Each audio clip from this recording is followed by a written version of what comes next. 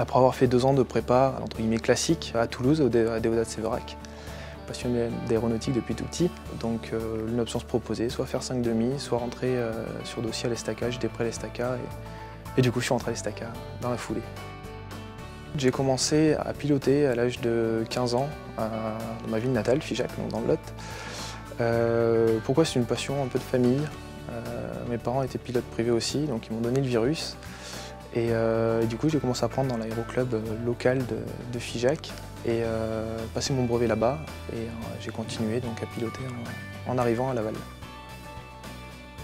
Je suis actuellement président de l'association Flying West.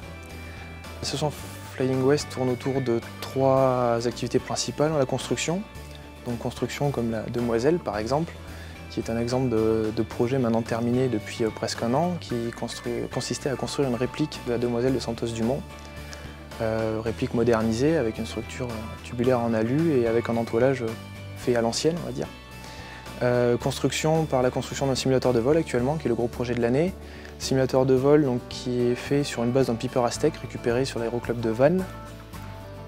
C'était une carcasse, on est en train de la raménager, nettoyer, l'aménagement est en train d'être fait.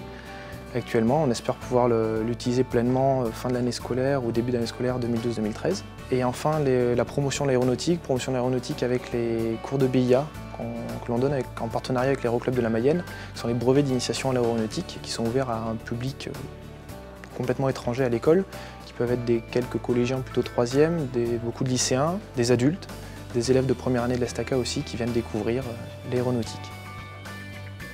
La vie associative nous commence à nous former au métier d'ingénieur, alors à une moindre échelle, mais c'est toujours de la gestion de projet, avec un budget à tenir, des délais, du point de vue de l'engagement de l'école, une équipe à gérer, des contraintes, des aléas qui font qu'un jour on ne peut pas réaliser ce qu'on veut pour raison X. Donc voilà, il y a des aléas, des contraintes à gérer, donc oui, c'est une sorte de mini projet auquel on peut être confronté en entreprise plus tard.